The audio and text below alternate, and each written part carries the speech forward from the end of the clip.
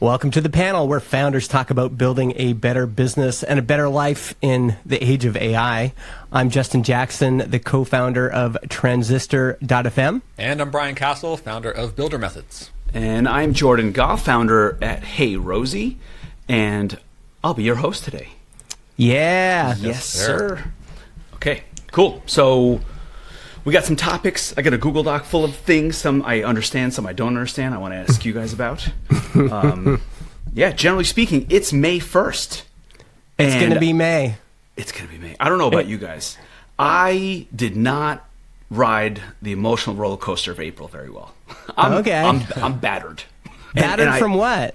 I was telling you in the chat, same thing here. Yeah, all right.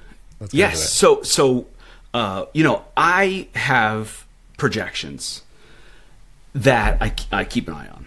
I have cash in mind. I have revenue in mind. I have burn. I have runway, and I have my sights set on profitability. Yeah. And what that ends up doing is, if I'm on course or ahead, I'm a happy man. I'm a happy founder. But if anything goes a little off, oh man, it's just kind of twisting.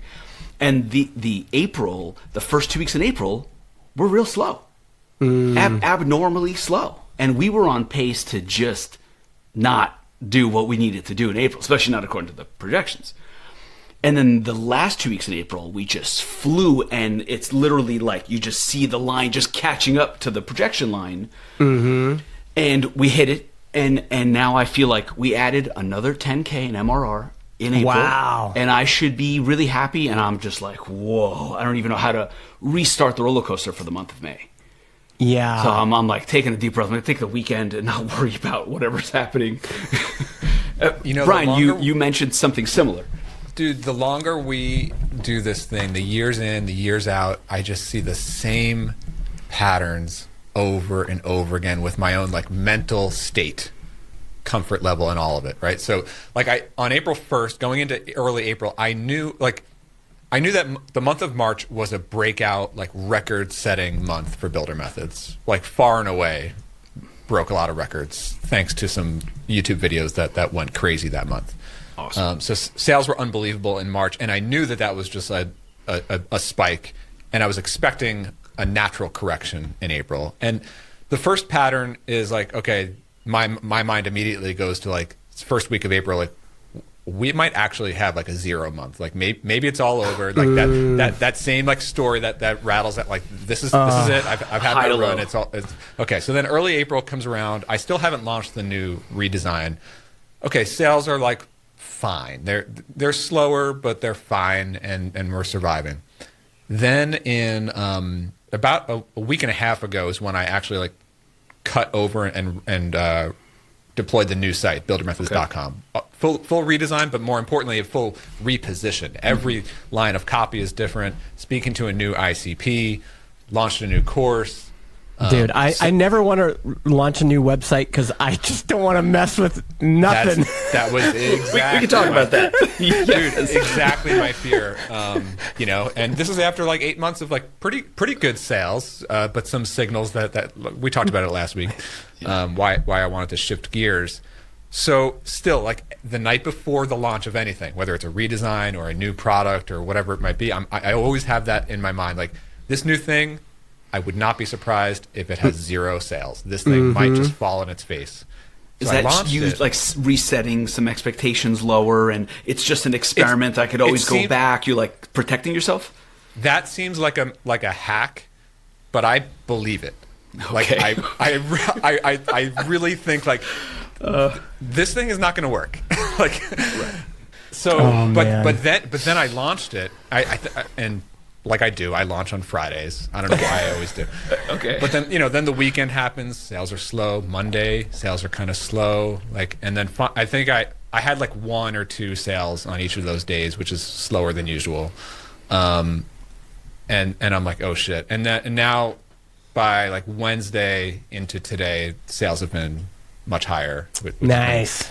So it's just nice to know that strangers are coming through my funnel and they are still converting with the new copy and everything. But just one last thing, Jordan, you said something that I resonate with every single day, which is I am not in a good mood until I get one sale. Like every day. And that happens on a monthly basis too, but it's on a daily where it's like I expect to get at least one sale a day. And I should be getting more. Most days I do get more. If 24 hours goes by without a sale, I'm freaking out. You know? Yeah. We always tell healthy, ourselves, because we run ads, and you can't look at one day of ad performance and make any decisions. It tells you nothing. So we always tell ourselves we have to look at it on a weekly basis, not a daily basis. And it's just a useless mantra. I just say and ignore. And I'm ignoring, as I'm saying it, I'm ignoring it. And it's just like a little, this is the right thing to do. And then I can't do it. Yep. So it's the same thing. Good day yesterday, good mood.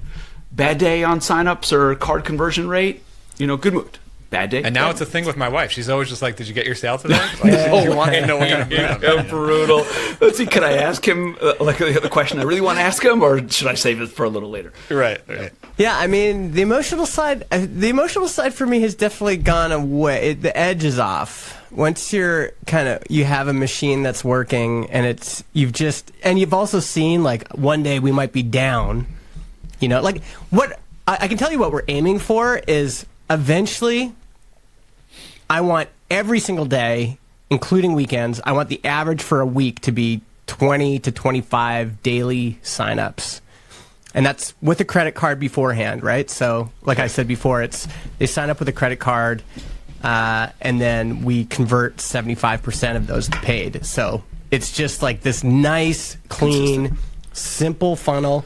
And so if you have consistent signups, you just know that you're doing fine. It really, I think that one of the things that has really helped me mentally is just simplifying the funnel.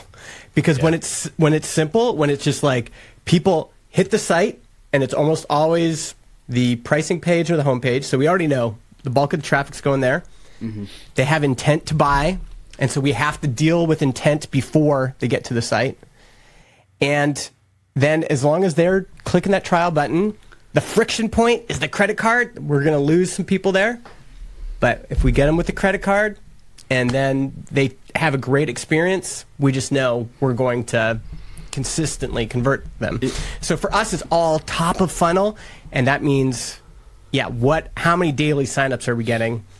And we've got emojis for good sign-up days and bad sign-up days. But I've also known, sometimes it'll be like, oh, no, we only got X number. It's like, well, we've seen this before. Some days you just have a bad day, Well, let's look back 30 days at the end of the month. Here's my question to you on that, because I have gotten to a similar place on the consistency. But what it's doing to me is creating frustration that I can't increase the slope. That, okay, it's consistent and it's good, but what I should be doing day to day, week to week, is trying to accelerate the growth. And so I end up in a place with great, consistent growth and really unhappy with my performance. So that is grating on me. And it puts me in this place where I'm like, well, the right thing to do is just be patient, keep doing the same thing we're doing, because that leads us to a good place. And then on the other end, I'm like, yeah, but you should be more ambitious. And you should, pick your head up from off the desk and look around and think about, well, what creative things should I be doing to increase the acceleration? I've never had just one second. I just want to point out one key element of it is I've never had a fully self-serve software product. And what that does is it's like your situation, Justin. If you have more at the top of the funnel, you're going to get more signups. So it's like, oh, the machine is working great, but do you just kind of sit and be happy with the machine working as it is? Or do you say, okay, well, if it can do X, it can definitely do 2X. Nothing changes other than the number of people that come into the top of the funnel. So why should I be happy with 1X? And after a few months of that, I'm like, okay, now I'm cranky, even though the numbers, shouldn't make me cranky. I think that this gets to something that's on your list, Jordan, about you can just do things as the founder. Yeah, founder agency. This also touches into distribution, which I know we'll talk about today. Yep.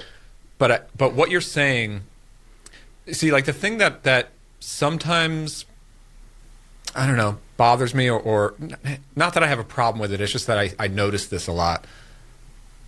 Seeking advice, getting general advice from others, as valuable as it can be, a lot of it tends to default to what's working, just keep doing that. Double down on what's working, right?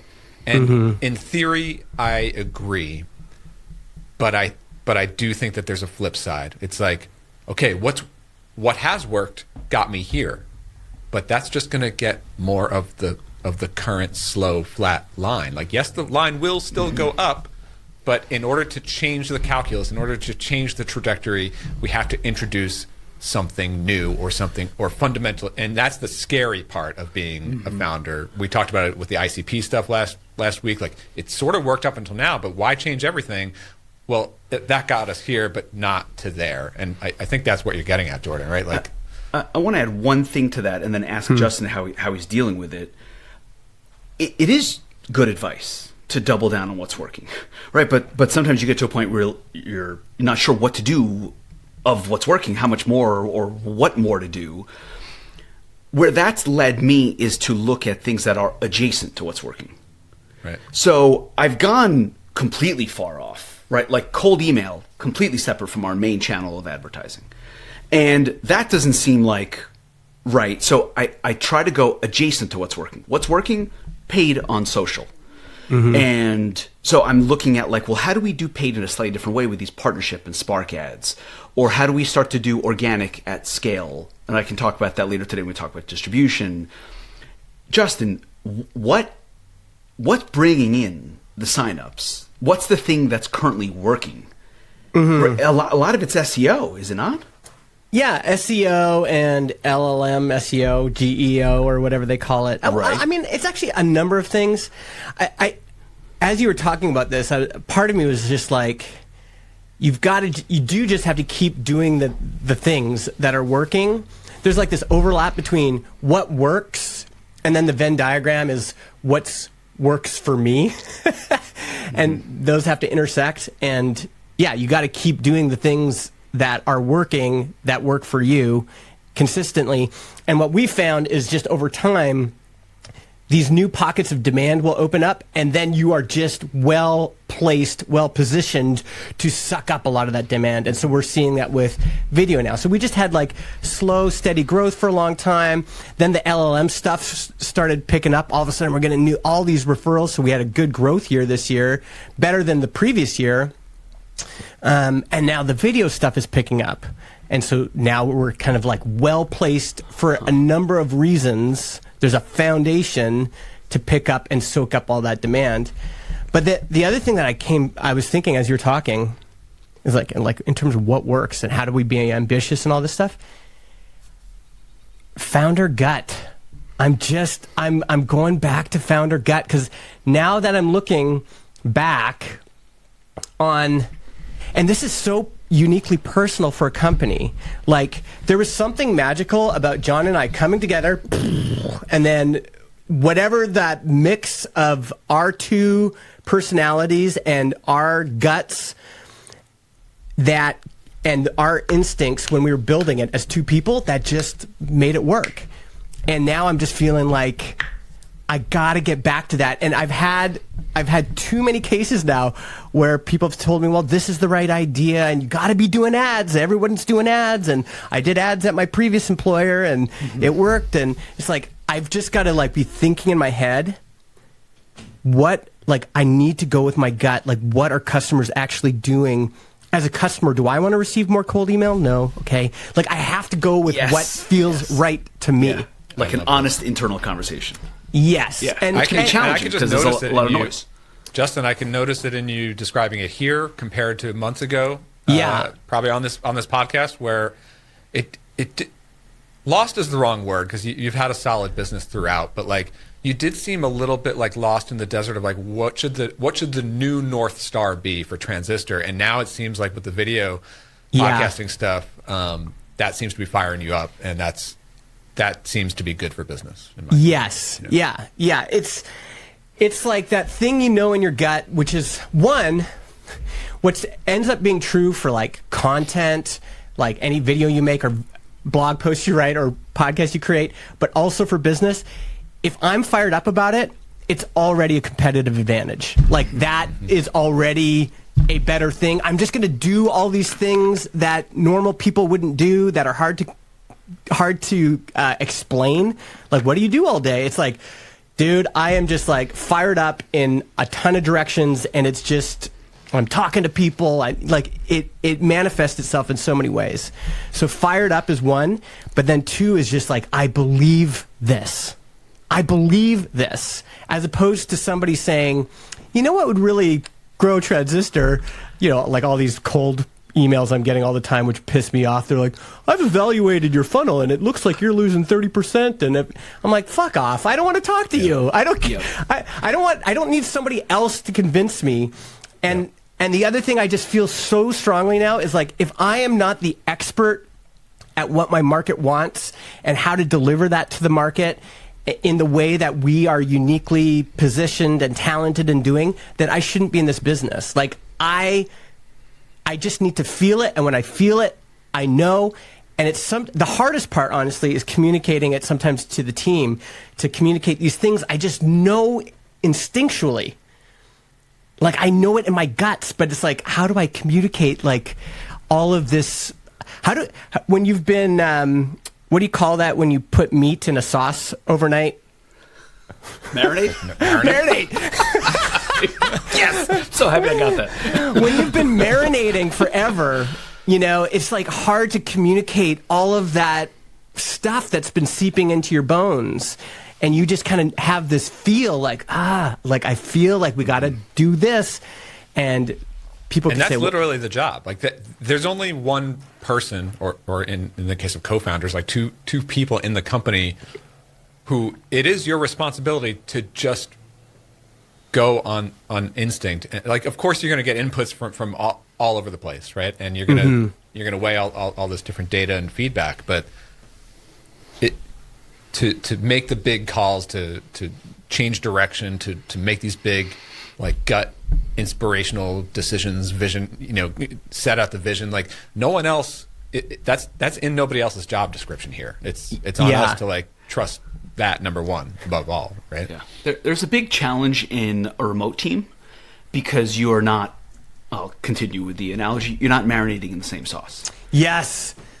Yes. We got to talk about this. Yeah. So here's the real issue to the audience right now. Justin has traversed all of the topics that we have, and I don't know where to go. So we're going to wrap it up. We've had these like little stepping stones. We've stepped on all the stones, but I feel like this is a great opportunity to kind of dive in where it makes sense. Yep. There is. Let's stick on this topic now, which is like wanting to follow our gut, and the responsibility of the CEO or founder.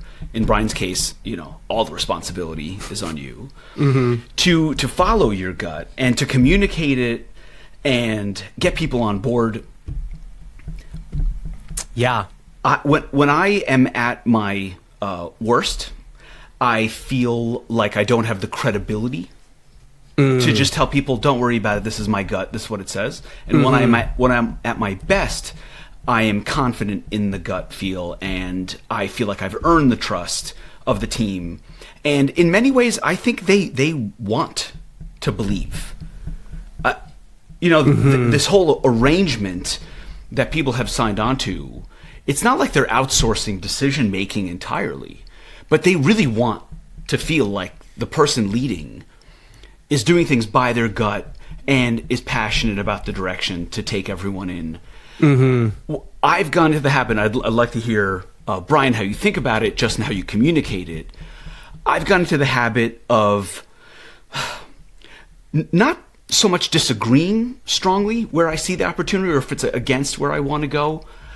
I just kind of acknowledge, that makes sense. My gut is telling me X. So I introduce the verbiage of my gut is telling me all the time, regularly, in debates and conversations. And it's almost a way to overrule like controversial decisions that clearly don't have a black and white, straightforward answer. Mm-hmm. And in that milieu of gray, I'd rather just tip over into the default of, I got all the information, I got your point of view, you got this other person's point of view, we're all talking about it openly. My gut says this. Yeah. If I could play like therapist for a second, Jordan, I want to ask you, is where does the fear come from on that, right? Like in the team setting, you the two of you have like a much different dynamic than I have to deal with. I've got like sort of the opposite end of the spectrum in terms of challenges, but like for you, like is the fear like the team isn't going to buy into my decision making on this, or the team is going to feel undermined, or that their voice is not being heard because I'm making the call on something? Like where does that come from? It's just being wrong. It's just like nobody's going to mind if they got overruled and you ended up being right. That's all. Everyone's okay with that. Cool. We had the debate. I thought this thing. We went the other way and it worked out. No complaints for me as a team member. It's being wrong. That's where you have a certain amount of credibility. You have your 100 score of credibility, and it gets dinged over time, and you have to like replenishment. It comes back down, and I don't want to be in a position where I'm wrong too often. My credibility goes down, and that like hurts the confidence of the team. It's like I feel that that's a dangerous place, especially in like a small company. Everyone can just like raise their hand and go get a job somewhere else. So you want people to believe this thing is going to succeed, and being wrong too often is not good for that. Yeah. Even though I don't really I have a couple people working with me, but it's not the same dynamic. But I have the exact same constant fear and stress over like because every big and small, every decision comes to me every day, all day, and I spend so much time and effort recycling through like, all right, I'm doing this because of this, and this is the story I'm telling myself on this, and this is the strategic direction of why I got here and why I'm deciding to do this, and here's my top 5 priorities for the month because I decided that's the order. Why is that the order again? Okay, it's because of that, and it's just constantly second guessing myself for that reason, just fear of being wrong. Yeah, that's a lot of weight. Internal conversation without it is a lot partners. of weight, especially as a Yes. solo. And I've been solo my whole career, and I've gone through periods of feeling comfortable with that. I've gone through periods of feeling pretty weak with that. And then going through the peaks and valleys. Once you have a few valleys, like it makes I've over the years I've tried to get better and faster at just make a decision, just go one way or the other. Don't like spend way too much time weighing the options. But then you know that like if you do make the wrong decision, you're gonna kill yourself over it. So yeah, it's torturous. So I mean, I'm not. I definitely don't like being wrong. That's not fun. For me, that's not the biggest. I don't think that's the biggest fear. For me, it's it's just like having to, because you do. For me, I think it's more about team buy-in. I think it's more about us just being committed to a direction as a group. It's more. I'm actually fine if some of my bets don't work out at this point. I think it would. What's worse is that I think what I've learned. What's worse is just having kind of this middling, like, oh, we're just getting consensus on, this is which way we're going to go, and everybody gets input. And I've just realized like there's lots of smart people in my orbit. There's lots of smart people. My whole team is smart. There's lots of smart people that are advising me all the time. At the end of the day, I have to go with my gut. And if my gut's wrong, I can just own it and move on. But it's way better than me going, I don't really think this is right, but I'm going to do it because other people are telling me it's right. Yeah. That has failed me almost 100% of the time. Yes, but there isn't that I've much been of a there. price to pay when you're wrong that way. Because everyone bought into it. It's all consensus, and it's I would think argue there's a the worse opposite. price to pay. It pisses me off. That's the worst. internally. for yourself. You're like, I should have followed my gut. I've killed myself over Right. following conventional wisdom, knowingly going against my gut, because I thought that my gut was maybe being too risky, and looking back on it, like I should have I knew it, and I decided not to do it. I agree, and but that's a you problem. You're just kind of dealing with that yourself. Mm-hmm. The challenge, I think, is what's the saying? The being contrarian and right. Mm-hmm. So in a group dynamic, being contrarian and right to basically overrule because you're the person with the final say, that's where it's really, really critical to be right. Yeah, except the other thing that I think that gives you an enormous amount of credibility is, this is a John Collison quote, I think, is he's just like, he just marvels, he's like, I just marvel at all of this stuff that got built and worked. Like, that is the most unique, incredible thing in the world. For something to get built and for it to work. So, Jordan, for you to say, we are changing directions. What? We can't change directions? We got all this. No, we are changing directions.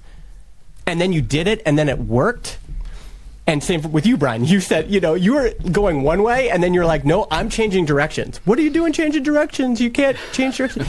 It's like, I'm changing directions, and it worked. And here's the thing, is that as soon as you have built the thing that's working, you've got to go with that momentum that got you there. That is almost always the way it works. Mm-hmm. And even great companies, like look at any great company. Think about Google, think about Microsoft, think about Apple. Where does Google make all its money? Search.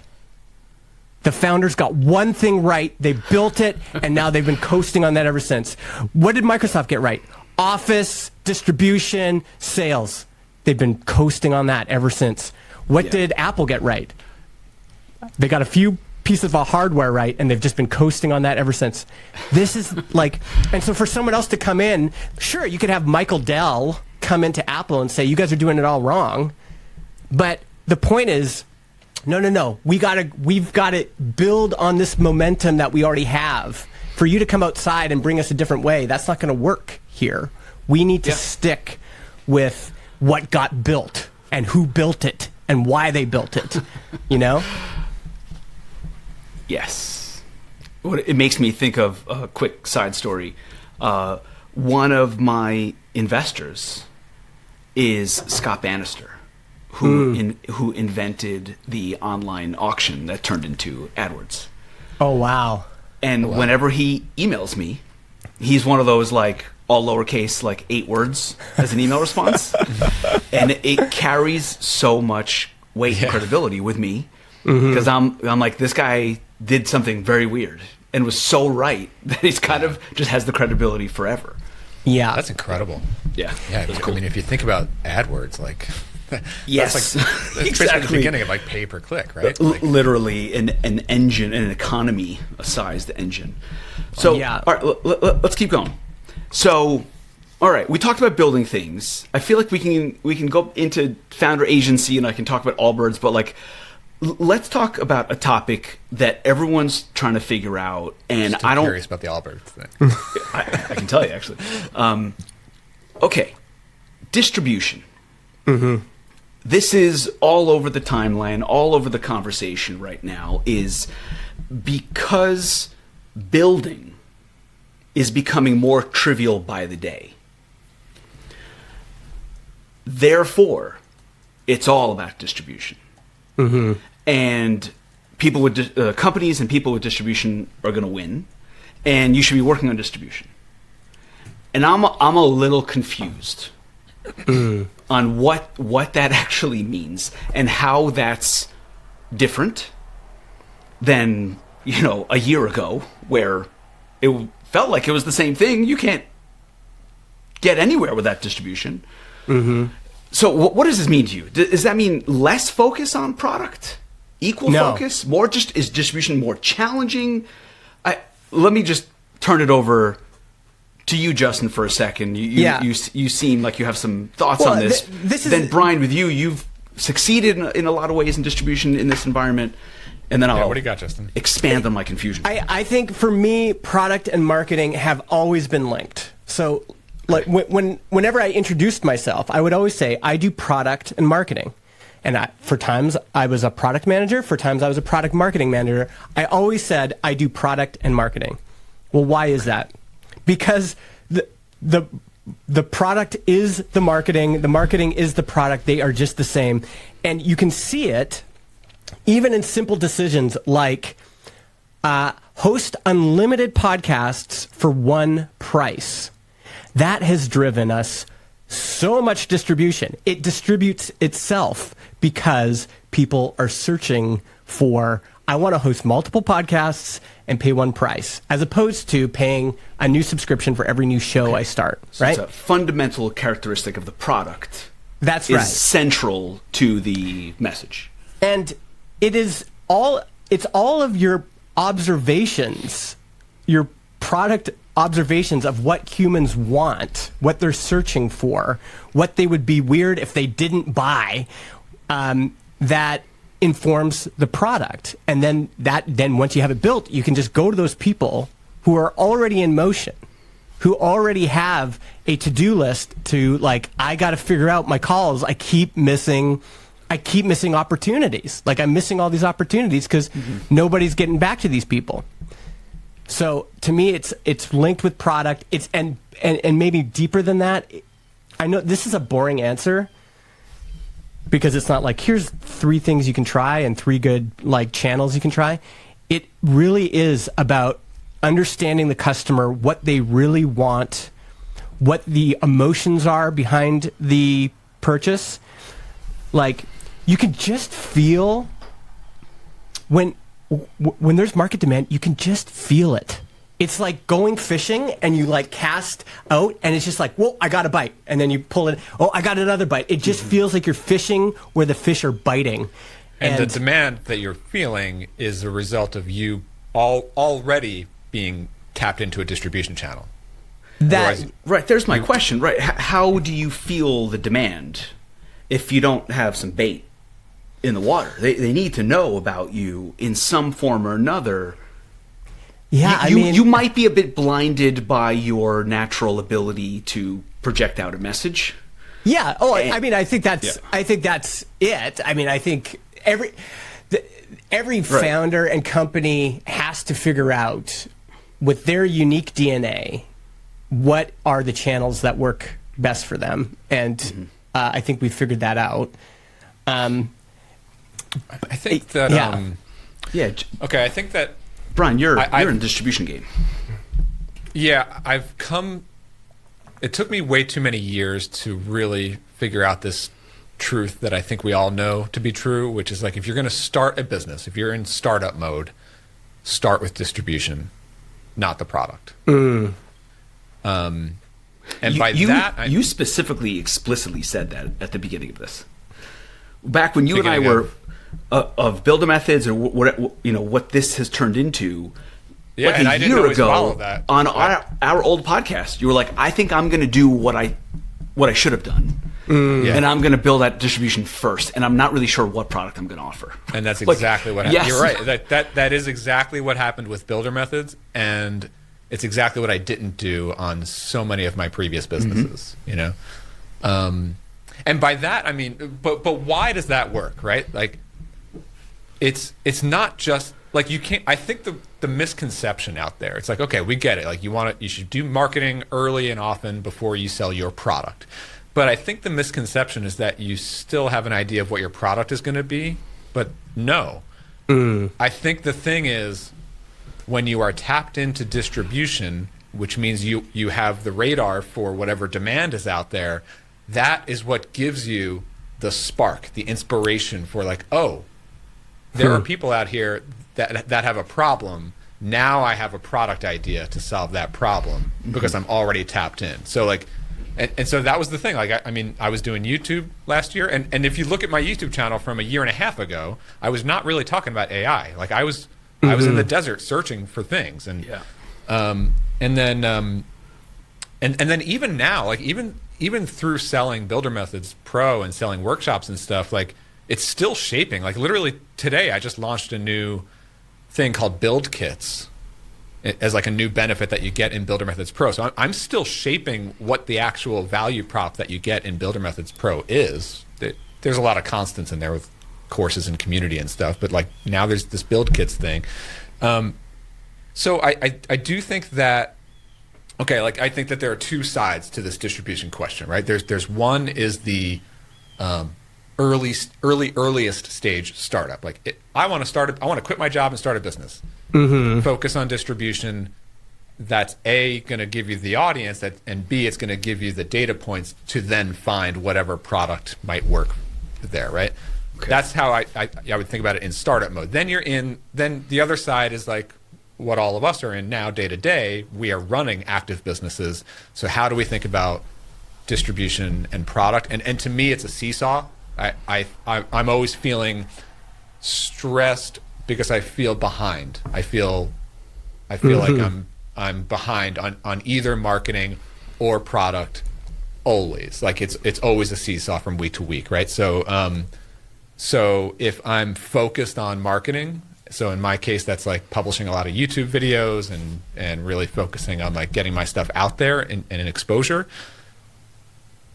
Okay, I've got like my traffic source, my distribution going, but and I'm probably generating sales, but then I'm getting emails and questions and saying, you said that those build kits things are coming. Like, when are those coming? Like, I just bought this thing, or I'm thinking about buying it, but when are you actually going to drop that thing that you promised? You know, so I feel kind of behind on the product side, and then I'll spend a few weeks recording courses and doing the build kits and going into the community and like doing stuff on the product side, and oh shit, I haven't published a YouTube video in 2 weeks, and now I'm like behind on traffic, and so like it's that seesaw, you know. Yeah. I mean, there's an issue of scale. In terms of practical things, I think everybody should be doing. One practical thing is to go in an incognito window and also message your friends and say, I want you to just search for automatic voice answering machines or AI voice response, phone response or something. Yeah. And just see, and then send me a screenshot of what comes back, and then just start optimizing for those things. So looking at what sources is Google looking at in its AI overview, what sources is ChatGPT looking at in its answer, what sources is Anthropic looking at, and then, oh, it's Reddit, I'm going to go to that thread. It's a lot of hand-to-hand combat. Like, here's a perfect example. Did I share this already? That there's this one Reddit thread, best podcast hosting. I don't actually know if I want to say this out loud. Yep. Careful. There's a Reddit thread out there that gets referenced a lot, and I noticed that Google kept surfacing this one comment, but it wasn't. It was like, why is it surfacing that comment? Well, there's a reason. There were some keyword reasons that Google is showing that comment. And then I looked at the rest of the thread, and I had previously, asked some customers like, hey, can you go say something nice about Transistor? You've left a testimonial before. Oh, yeah, fine. So they go say something nice. I noticed that someone else had answered. I just messaged him and said, hey, could you just like change your first line to like incorporate something like this? He does. Okay. And all of a sudden we're ranking. So it's like, it's a lot of hand-to-hand combat. It's like a lot of like forensics. And that's forensic, but you can see where the traffic is coming through. Like, you can see the shape of this river is driving a lot of water. Yeah. And so it's like, should I focus on this little stream over here and optimizing that? No, I'm just going to look at the big pathways that the water travels, and there's something blocking that there. Well, I'm just going to focus on removing that block and getting this flowing again. I think all that kind of like activity and action is just generally good to be doing when you're an entrepreneur. But like, to me, the goal is always like, how can I establish assets or channels that are just going to keep driving streams of traffic for a long period of time, long after I stop taking action on that thing. So that's part of what stresses me about YouTube. But at the same time, like, a couple of banger YouTube videos perform for me for months. Yep. You know, Yeah. so if I can increase the batting average on those, and make sure that I have systems and processes that like every video is a banger, which is not, but that's what I'm working on. Then the leverage goes up on that. But I would still even much like what I like about what you have with Jordan. Like it's like, yeah, ads. You know, it's a big expense, but they are constant. It's a stream that you can that you can run. You know, and you get immediate feedback on your experiments. Yeah. So we just started working with a new company that creates new video ads for us. And first, they're very good, which means they guide us properly through experimentation. Right? It's not just we're going to make videos for you. It's we're going to start here, then we'll launch them, then we'll learn for 2 weeks, then we'll adjust based on what worked and what didn't work, and so on and so forth. I guess for me, where I see a lot of the conversation around distribution is like media, right? Software companies buying podcasts, type of a thing. Mind share, so very, very top of the funnel, word of mouth, conversation. And I guess if you want to get really big, then you do need to figure out that mass distribution. So maybe depending on your goals, the level of distribution changes, right? If you're trying to be $1 billion company, you kind of need everyone to talk about you. You need to be everywhere. You need people to see and hear about you constantly, right? So, I mean, who buys a podcast for $100 million? OpenAI does. Because they would be willing to spend that on another marketing channel anyway. Yeah. But that, for OpenAI specifically, that deal seems so weird to me. Why would they do that? I don't know. I get it for other businesses. I don't get it for OpenAI. Yeah. I think the other thing that I'm thinking about as we're talking is that this is a battle. Like, you don't get to rest. It is like a marathon, and you're just always running. It's more like I don't know. It's like fighting in Street Fighter. Like, you learn one combo, and then you start to have an advantage, and then your opponent learns another combo. You're like, shit, and then it is a battle. And I don't think I will be able to rest if I want to keep the momentum going. I think I have to wake up every day and go, what can I do today that nobody else is willing to do? What has surprised me is that there are little, they can seem like small nudges that you can take that actually have a big impact. So, for example, you can create a culture with your customers that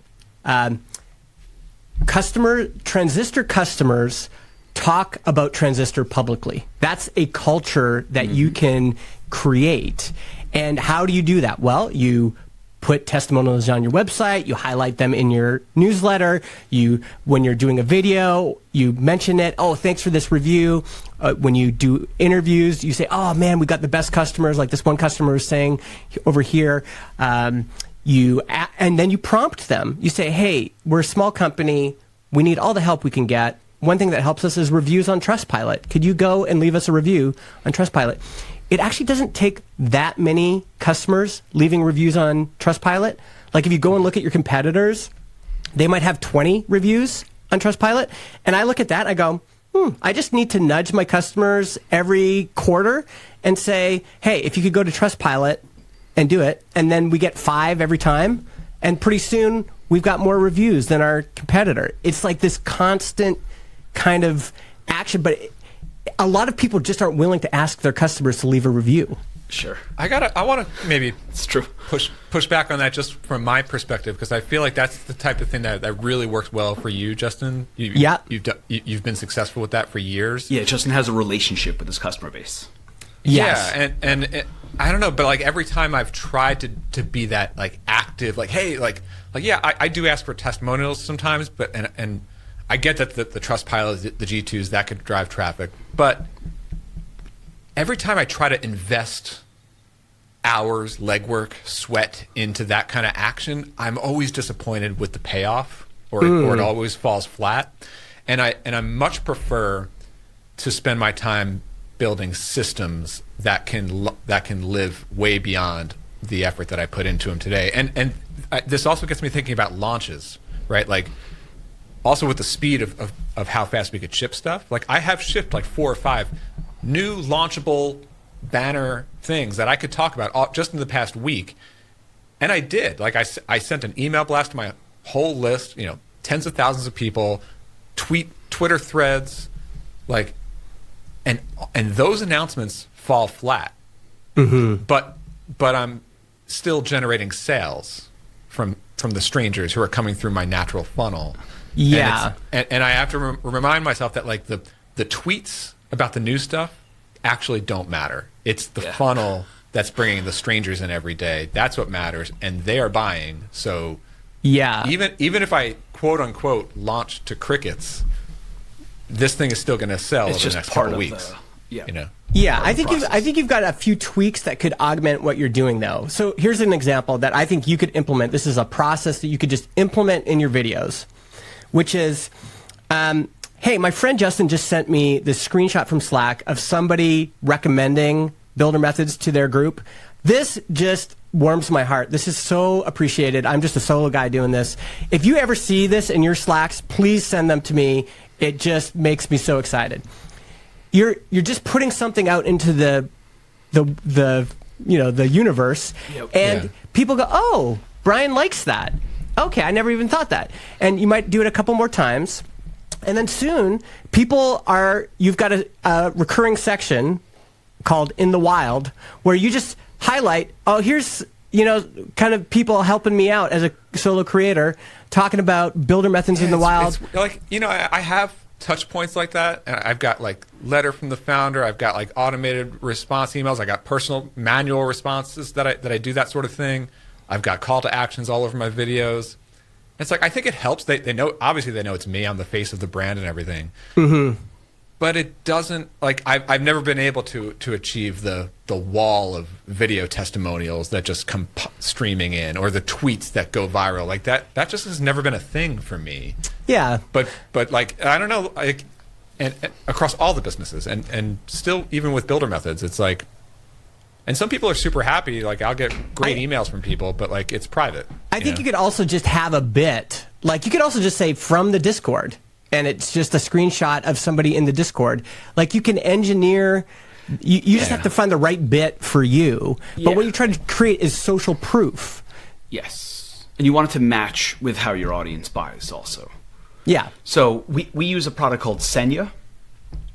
You always have a product recommendation. Let me. I'm here. I need affiliate links. Senja. Senja.com/Jordan. No, just kidding. Phenomenally successful for us. Ridiculously successful for us. This thing, we get so many 5-star reviews.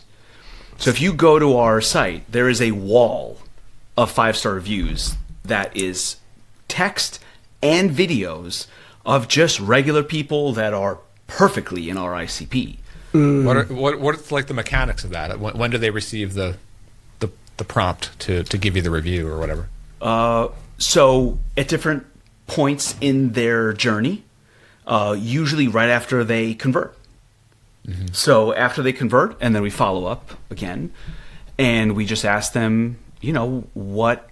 So the beautiful thing about Senja is it helps both sides. Yes, here. And like, I got to tell you, that definitely helps conversion. This wall of just regular, real people writing, real reviews and making videos, that's exactly what you want, which is in someone else's words, in a third party's words. Not you claiming how great you are, but someone saying, I run, like this guy Ron on the top left right here, such a great review. And he's like, I run a rental company that rents like stand-up paddleboards. And we open at 8 a.m. And at 8 a.m., we get 30 phone calls.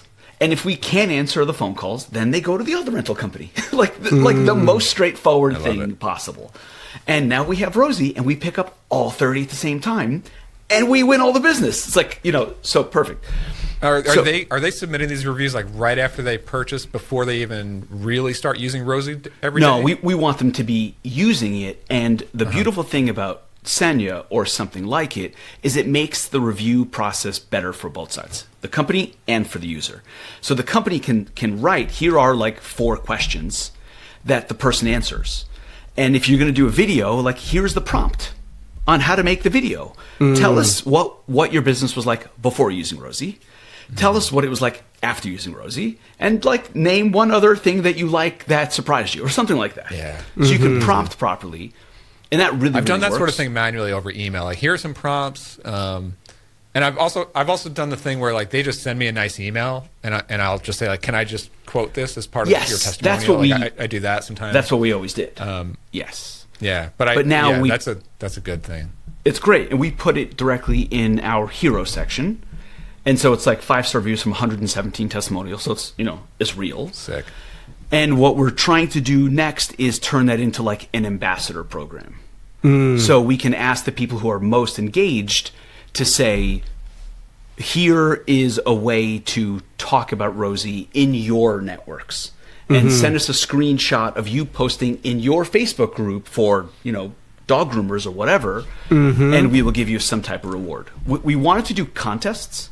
But contests are an absolute mess on the legal front. Anything having to do with the word contest, prize, or anything is so problematic, and I just didn't want to do it. So we turned it into an ambassador program instead of like a contest thing. But We've done that like on that. Clarity Flow. It's good. I think we still have it actually. Like when you sign up for Clarity Flow, which you pay on day one, so they've just paid, they've converted.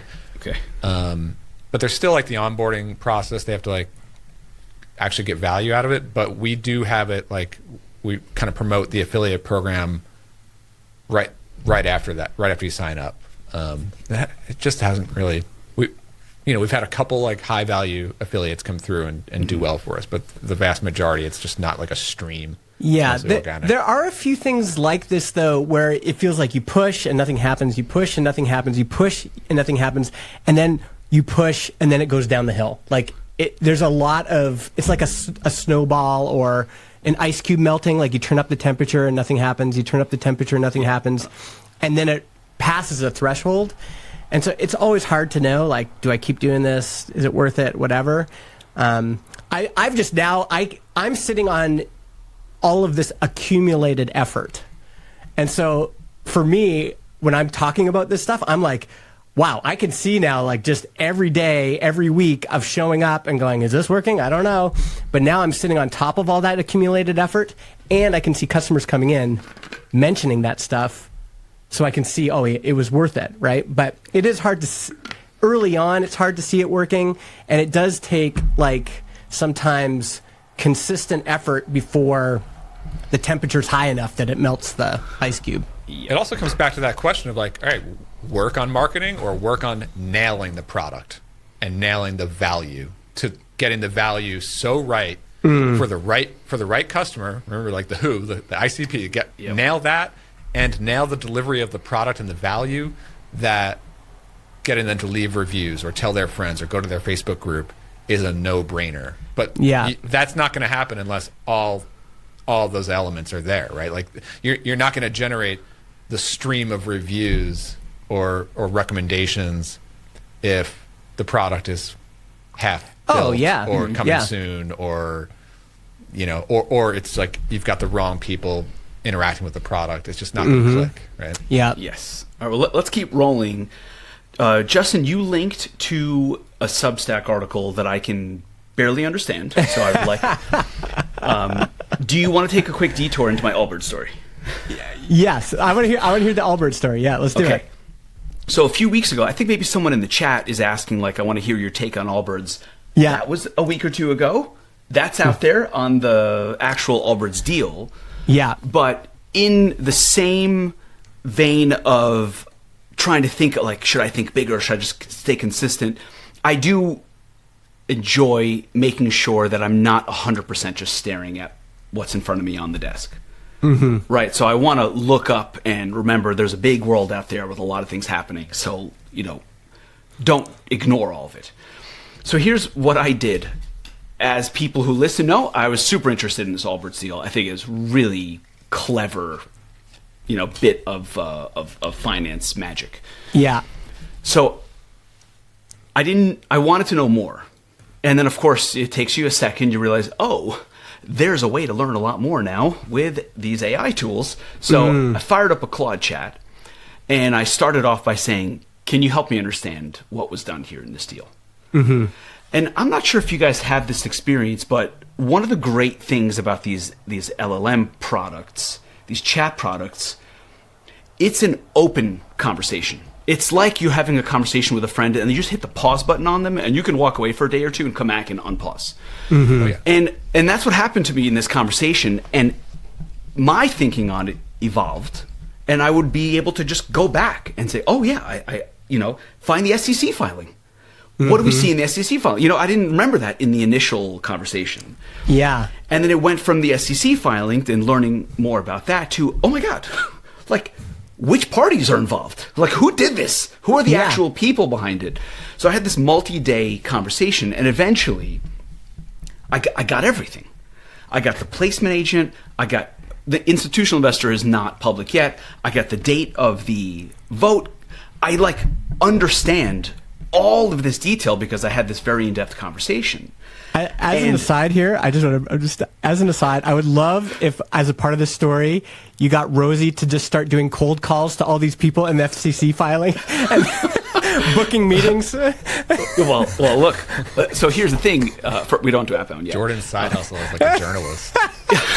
It felt investigative, but I almost felt like an idiot. Where I'm like, of course, this stuff just happens out in the real world, and you can just find it, especially when things are public. Yeah.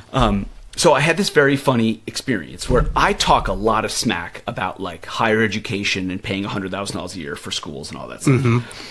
But in this Claude conversation, Claude helped me identify, here is the single one person that you want to talk to if you want to learn the details or if you want to consider doing something like this yourself.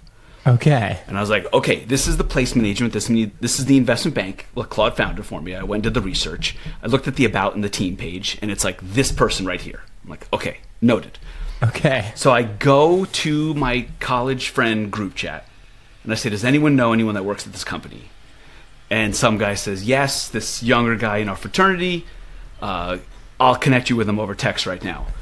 Text, I have a conversation with him, and he says, I just had lunch with that guy, and I'm supposed to go to the Sphere with him to see fish. I can't go, but he's going there, so I'll connect you guys, and you can have a conversation next week. Okay. And it was like, oh, that's why I paid so much money for Michigan. It was literally one text.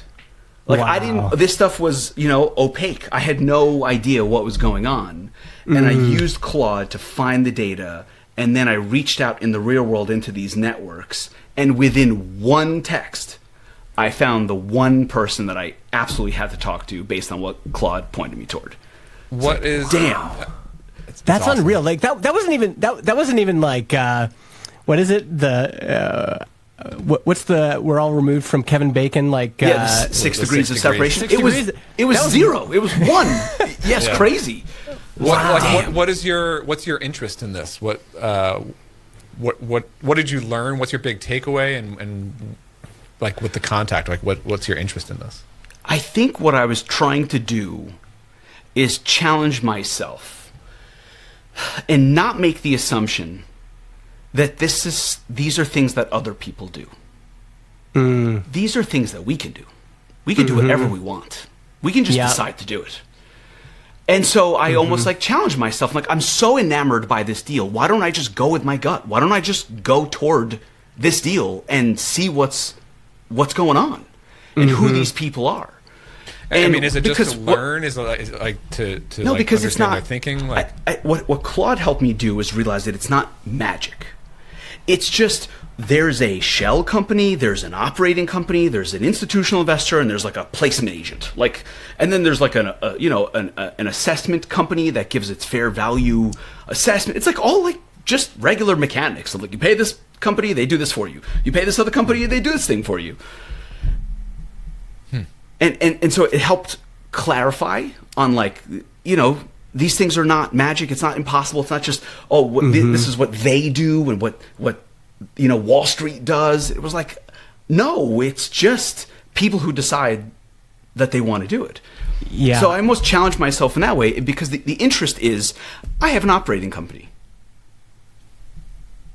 I have a legitimate operating company that has raised money in the past and has some validation from legitimate investors. And we have revenue and we're growing really fast. And like, why wouldn't I be able to do that? Why can't I go public into a shell company if I just go into a deal with this institutional investor and this investment bank? Yeah. And I don't think I actually want to do that, but like, I think it's important every once in a while to get your head out of your computer screen.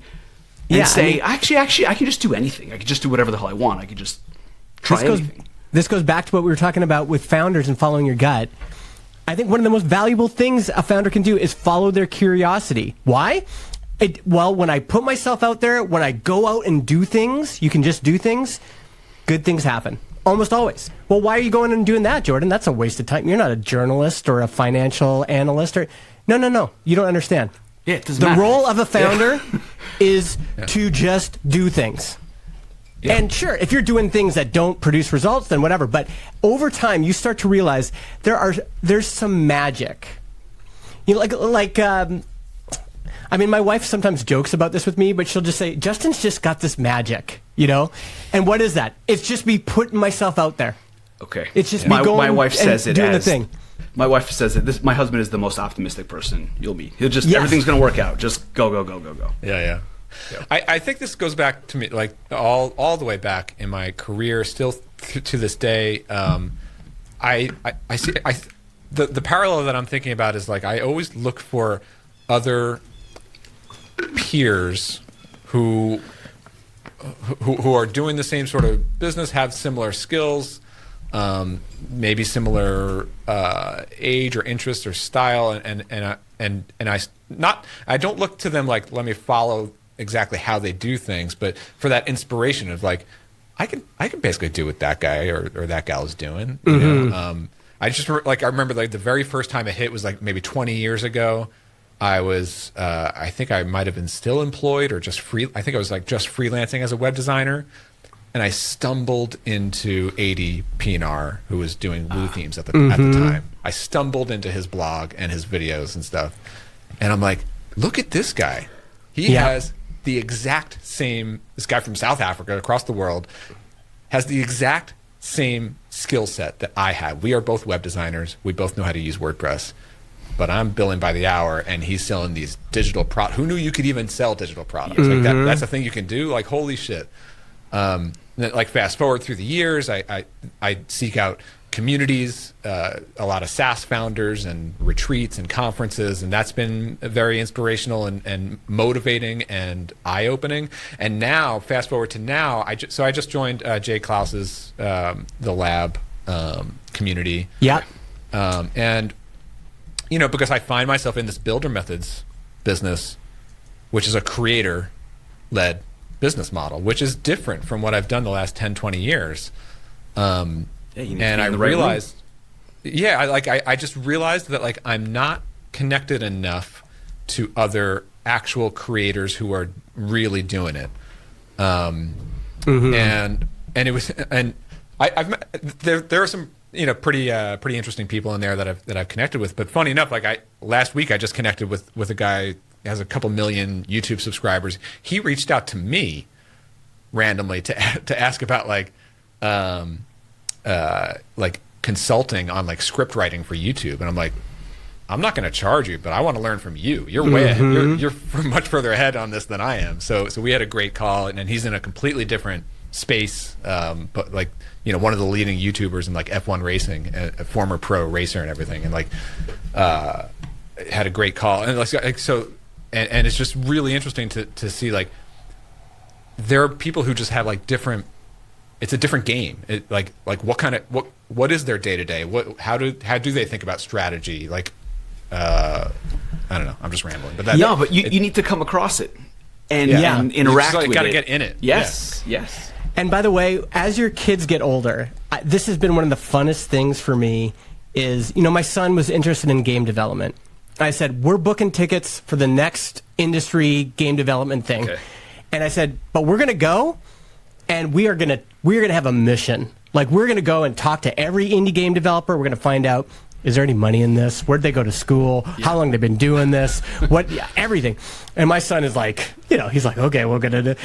And so we get there, and I'm demonstrating. Here's how you talk to people. Here's how you do this. And I'm curious too. This was a good exercise for me to go through as a founder, because I'm learning about a whole new industry. Wow, this is a whole new thing here. It's all interesting to me. And I go, I'm talking to people. How does this work? How does that work? How do you get distribution? How much money do you get? Oh, 30%. Like, I'm just talking. And then I remember saying to my son, I was like, these guys are all going for the industry after party for beers somewhere. And we're going to get into that room. And he's like, what? No, we're not. Like, we're not going to get into that room. I said, we're going to get into that room. And it was cringy. Like, we're talking, I'm chatting. I said, hey, if you guys are going out after, like, just shoot me a message, right? And I did it a bunch of times. First night, nothing, right? And he's like, well, there you go, Dad. Like, whatever. Told you. Second day, going back ahead. They're like, oh, hey, yeah, we saw you yesterday. They're like, hey, we're actually going out tonight. I got your number. I'll text you. Marty's just like, what? All of a sudden, we're going for beers with all of these industry guys. Yeah. We went from being consumers at this conference to... Yeah, and by the way, I loved it just as much as he was, like, blown away. But this is a skill that can be taught, and practicing it, especially as your kids get older, is so fun. Just to, even if they don't end up being exactly like you, for them to see, like, oh, doors can open. Mm-hmm. And part of the way they open is you open them a little bit and go, hey, can I come in here? That is awesome. Totally. A great experience. All right, let's finish up with this article that you posted about buying is weird and rare. Yeah, so this is Rob Schneider. I've been talking about him a lot. I just think he has been able to distill what it looks like to have pull from the market. So instead of you constantly pushing what you've got, like, please buy my cheeseburger, please buy my coffee, please buy my app, please buy my ebook, whatever it is. He's saying, no, we got to be able to recognize customer pull.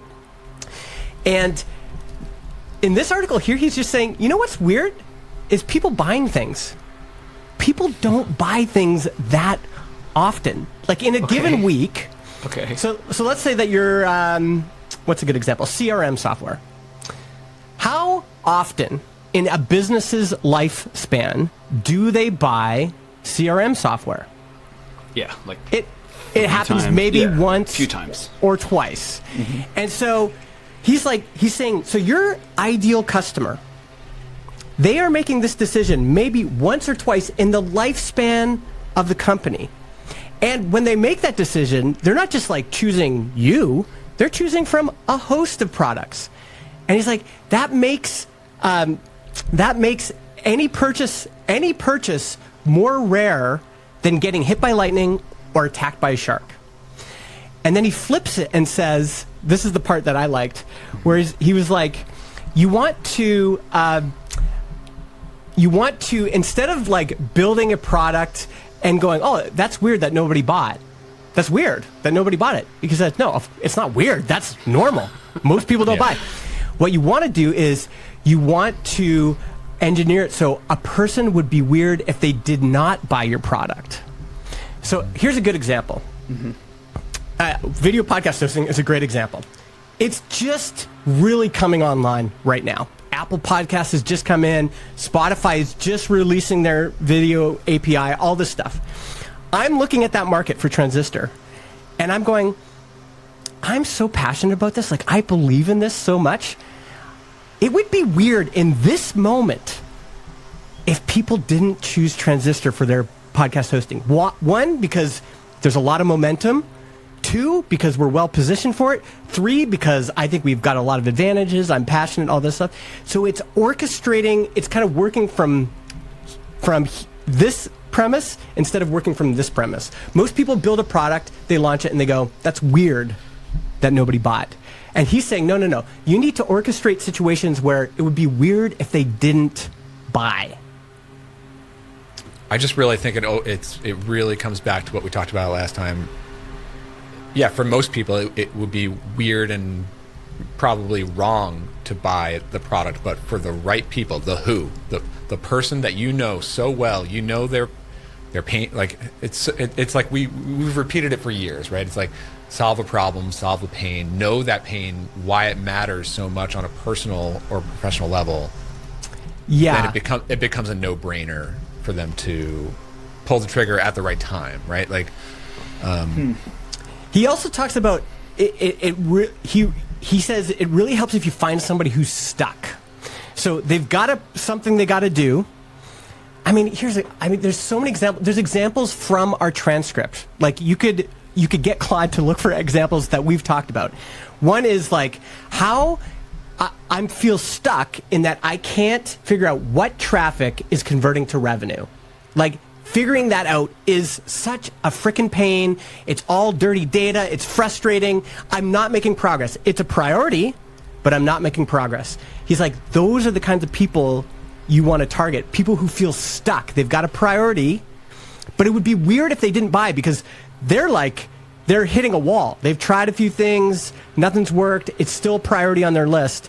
And all of a sudden you come to them and say, hey, I know you've got your paddleboarding business and you keep missing calls and losing business and you haven't been able to find a solution.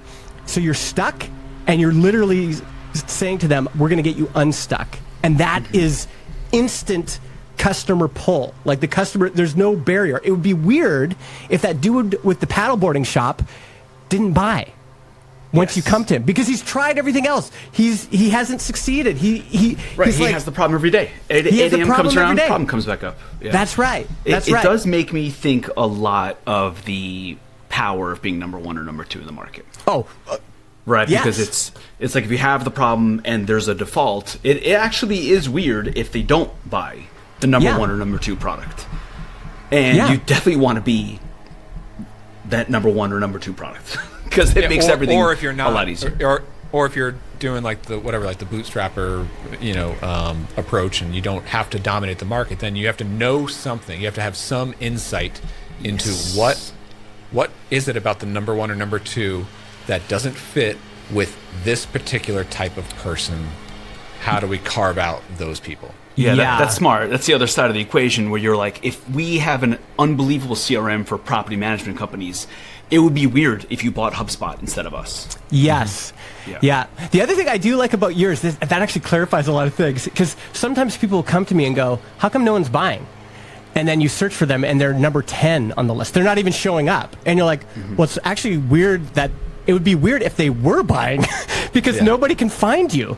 They're not going to test 10. They're going to test 2, maybe 3. So you've got to position your marketing and your product in a way that it would be weird if people didn't buy you. Like if they have the problem, if the paddleboarding guy is sitting in the shop every day and he's looking for a solution, and then one day he's like, you know what? Fuck it. I'm just going to search for a solution again. I know I searched 6 months ago. I'm going to look again. And if Rosie comes up number 1 or 2, it'd be weird if he didn't buy because he has this burning problem that he's trying to figure out. It's a to-do item on his list. And I think, I mean, I've fallen prey to this too, but I think so many new startups, this is the central problem. Is they're like, they build a product and it's like, I don't know, like, it's something that it's just like, it's not weird that people aren't buying this because you could just see all of the factors that make it not weird. It would be weird if people were buying. Yeah. This sort of makes me think of like churn, right? Like I feel like I've always taken churn so seriously. Every single individual cancellation. Like to me it is such a lost opportunity when one person cancels. Okay. You know, probably to a fault. Like I probably put way too much weight on it. But if you think about it, right? Like I got someone, a stranger, to come to my website and say, holy shit, this thing is perfect. It's what I need. Here is my credit card. I don't even know the people or the company behind this, but what I'm seeing, whatever promise they're giving me on the homepage, that is for me. I'm optimistic. I want to get in on this. They get in, and after some period of time, short or long, they're just like, no, actually, Yeah. it's not what I thought it was, or I didn't understand my own pain the way I thought I did, or there's some disconnect. But I'm feeling this regret, Yeah. and that to me is like weird. Like that sequence of events is weird, and I hear all the time, like especially from SaaS founders. Like obviously we know like a really healthy SaaS business is like low churn. We know that. Yeah. But there's a lot of SaaS founders out there who are just like, yeah, just like the nature of my market. It's just, we know it's going to be high churn. We just got to keep the volume high and we'll have a pretty good business, right? I do that because it protects me psychologically. Mm-hmm. Yeah. If I don't know, it's like triple digits in terms of numbers of cancellations in a month. Mm-hmm. I can't take everyone so seriously. Mm-hmm. So there are some that you see, like, we failed that person. They should not leave. We should have done a better job. Mm-hmm. But oftentimes it's just okay. It's not a self-serve product is not going to work out for everyone. Yeah, I mean, obviously, I get like much more than like one a week, right? But like, yes. So it happens regularly, and I harden my emotions over it. But strategically, I can't help but think like, what is disconnecting? Are we attracting the wrong person at the top of the funnel? Is our product not right? Do we not have the right solution? Do we not understand the problem well enough? Like it does beg the question of like why do churns really ever happen? Like if you have perfect product market fit, so then let me just pose this other like theoretical question, right? Is there no such thing as like perfect product market fit? Right? Yeah, like, I was going to say, I hope your goal isn't zero churn, because that's impossible. Yeah, of course that's impossible. But it's like, how weird is it for those people who go out of their way to pay for something and then cancel? I actually like this weird framing even more for churn. This is such a perfect example. There's so many cases where we were getting stressed out about people canceling. And I'd say, well, let's just go look at their account. You go look at their account. Signed up 24 months ago. How many episodes did they publish? 1. Oh, well, that's not that weird that they canceled. They came in, they thought they wanted a podcast, they tried it. We gave them all the support we could, and it's not weird that somebody tried it and they're like, I don't really want to do this anymore, and I don't really want to pay anymore. So it's like, okay, that's just a part of our business. We can't engineer people to, like, we can't, like, force them to keep publishing. So that's not weird that they left. But it would be weird if someone's perfect, if they're publishing every week, and then they go to a competitor that's very similar to us. That's weird. And those that are the killers, makes me like... That's what you can learn about. Yep. Yeah, then I reach out and go, hey, that's kind of weird that you left. Like, it felt like we had everything you needed. What's going on? And, sometimes there's some powerful forces out there that you learn about. Like, all my friends are using this product, and I just thought I would switch because everyone's using it. Or, this famous person mentioned that they had just switched to this product, and so I'm doing that. And they're like, okay. Yep. It's kind of weird, but it's actually not that weird because humans are influenced like that all the time. I love that you brought this up, Brian. I think this framing works in so many parts of our business. It's like, why didn't this work? Well, actually, it's not that weird that it didn't work when we look at it. I still come back to that thing of like, well, if you trace it back enough, if you go back enough dots, you're going to get back to like, but maybe it was the wrong person at the top.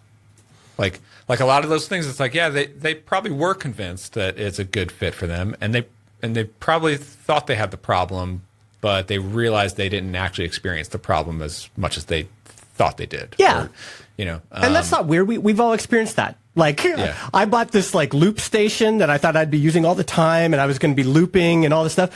And then I was like really into it for 6 months, and then it's just kind of collected dust. Now, is that weird? No. Yeah. No. I mean, totally normal. Every musician has that electronic drum set sitting in the basement. Like that. Yes. All right. Well, let's wrap this thing up. I don't know if you guys have any fun things planned for the weekend. It's Friday. My kids have a piano recital tomorrow. Ooh, nice. I went to their school this morning to watch them compete in Battle of the Books. So they're big readers. Yeah, cool. That was fun. That's great.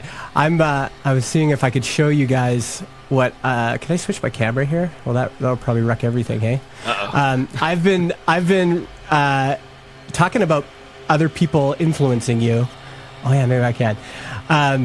Oh no, I can't. Not where you're going. I just bought a skateboard, and I've been old school. Actually, I can show it on the screen here. Yes, yeah. I was about to ask what kind of deck. It's old school shape. This is a Christian Hosoi. Okay. I got big wheels on it. It's like, yes. These are like 60 millimeters. I got the Hosoi branding right there. Yeah, and I've been just like late at night, me and my buddy Andy, we're both in our 40s. We've just been skating like we're 90s kids again. Yes. That's just awesome. On the streets, just Can you rip like it around. kickflip and everything? Like, no, I'm terrible at skateboarding. I can barely ollie. But I can cruise around and cruising is the only thing that matters. Oh, you don't need it's to so ollie. fun. Yeah. So I'll try to remember to bring my skateboard up into the room for the next one. It's very similar to that. Okay. It is one of my hidden talents. I went deep into skateboarding when I was younger. I didn't know this about you. Oh yeah, and just cruising with a deck like that with the big wheels is bliss. It is Awesome. absolute bliss. Yep. It's amazing. 7th grade, my crew, we were the rollerbladers. Okay. Yeah, out there grinding. I have the worst joke about rollerblading. I can't tell on the air. I'll tell you after. the battle between the skateboarders and the rollerbladers at the skate park. Yeah, that was, guys. very real. Next conference we're all at, we're bringing our skateboards. You're bringing your rollerblades. We're gonna dress up I don't have rollerblades. We're gonna dress up like the crew from Hackers. We're gonna wear the same outfits. Hopefully in New York City, we'll just ride all around New York City together. Sounds great. Fantastic. All right, everyone. Thanks very much for joining us. Have a great weekend. Thanks, everybody. Bye. All right.